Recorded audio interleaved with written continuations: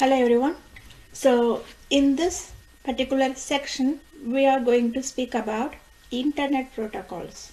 What is internet protocol and how they help us to help the internet to work. Okay.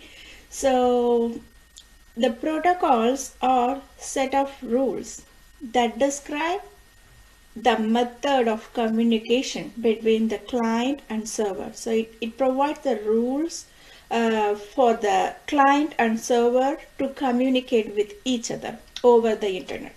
Okay, so there are a number of protocols. Each protocol has a specific function that make the internet works. So we are going to discuss about some essential protocols, very important protocols that is really helpful for to use the internet. So the first one we are going to speak about is email protocol, which helps the set of rules to for the email service provider to work, to send emails and to receive emails, and file transfer protocol, and then hypertext transfer protocol, which is the connection between the file exchange protocol between the server and client, and transmission control protocol and TCP/IP, known as TCP/IP, transmission control protocol, and internet protocol. So let's see one by one. So email protocol. So as I have mentioned, the email protocol is the set of rules that should be followed by all email service providers, starting from Gmail or Yahoo Mail or our institution specific email provider, whatever it is, all the email service providers should follow this protocol. So it has three main protocols.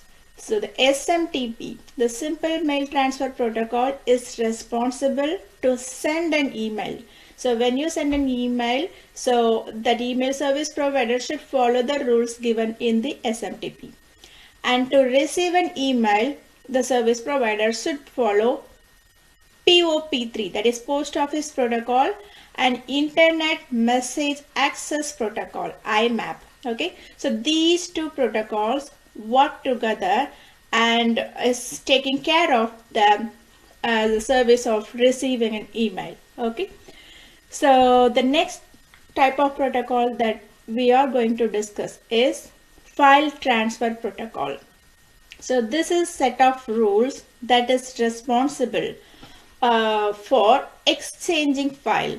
Okay, so particularly it is specifically used for exchanging file from the host to the server. For example, if you have developed a website, so it's a kind of set of, you have in your personal computer, you have set of files that is going to display the website. Okay, so this set of files should be moved from your PC to the server. Okay, so that is called hosting. So you have to get a space in a web server to move your file from your laptop to the server. That is called hosting, right?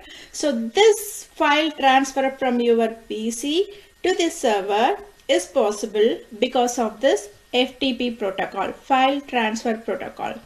And also sometimes this FTP protocol is used for the transfer of file from the server to the client. Mostly this service will be taken care by HTTP. But in some cases, when you need to download huge amount of file from the server to the local, to the PC, then sometimes this FTP will be useful.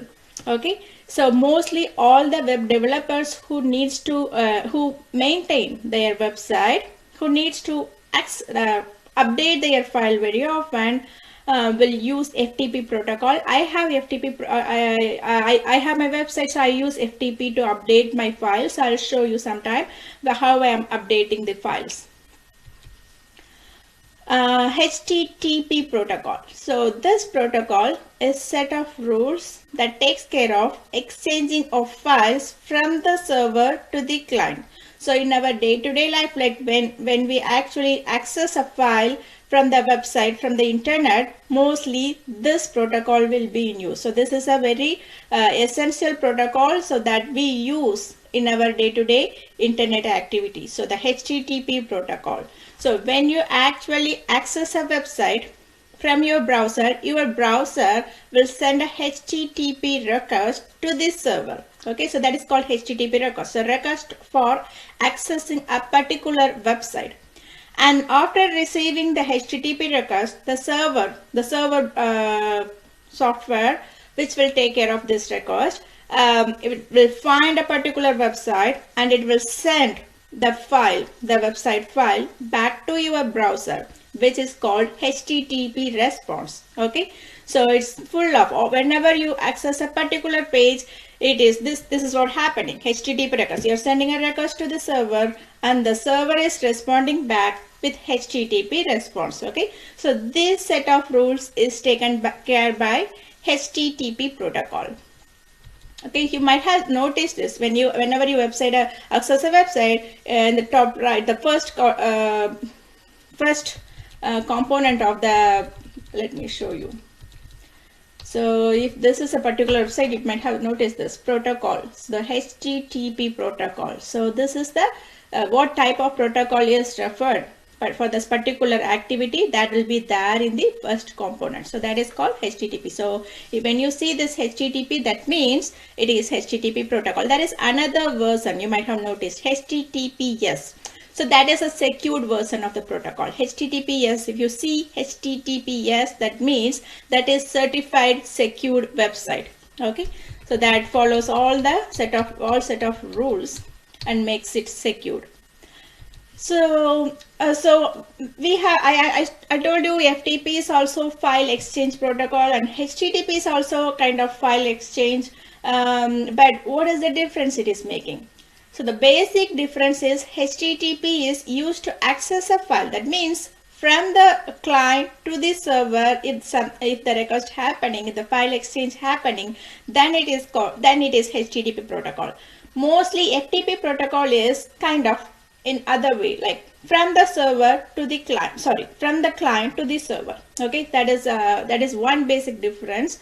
And another one is HTTP is just responsible to pull in the information, so collect the data.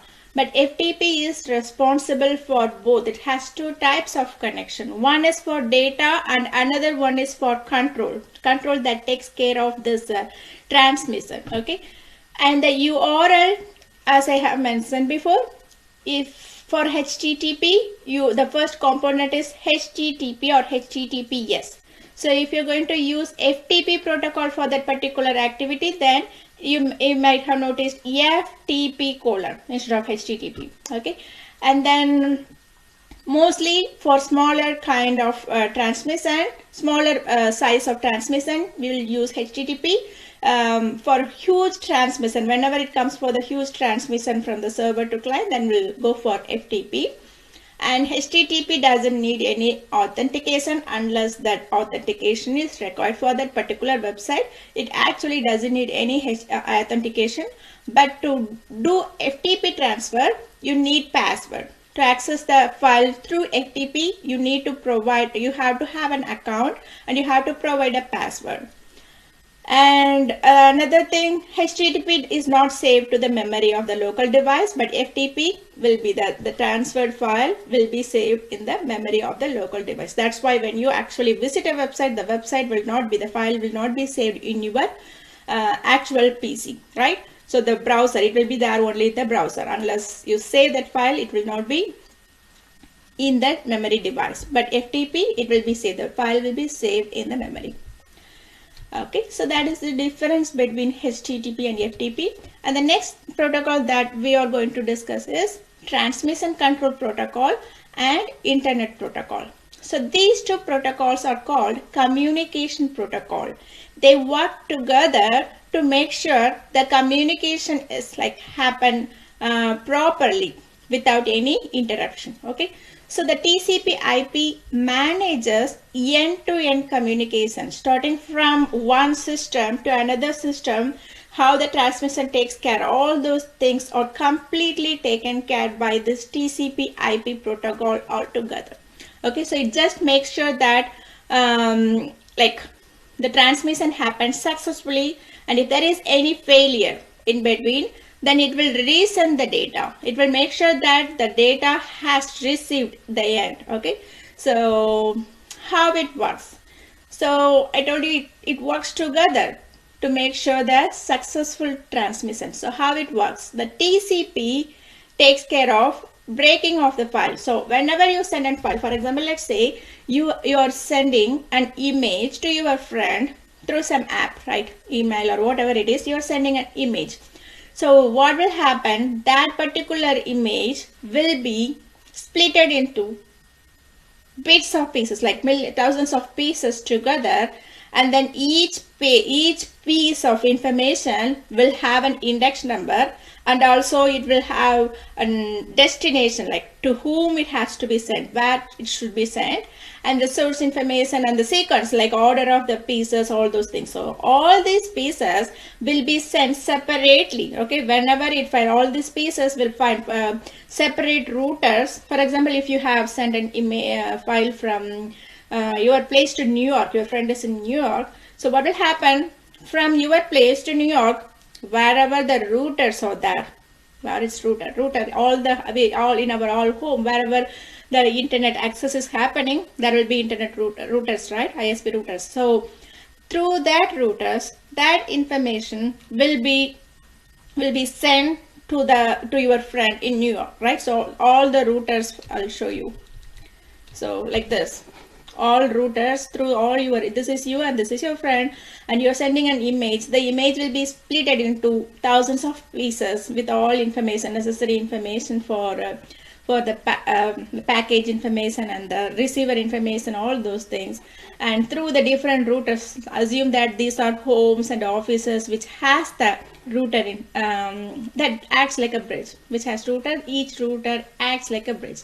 So maybe one piece will take this route, one piece will take this route. So like that, each pieces will take different routes, and it will receive by the recipient.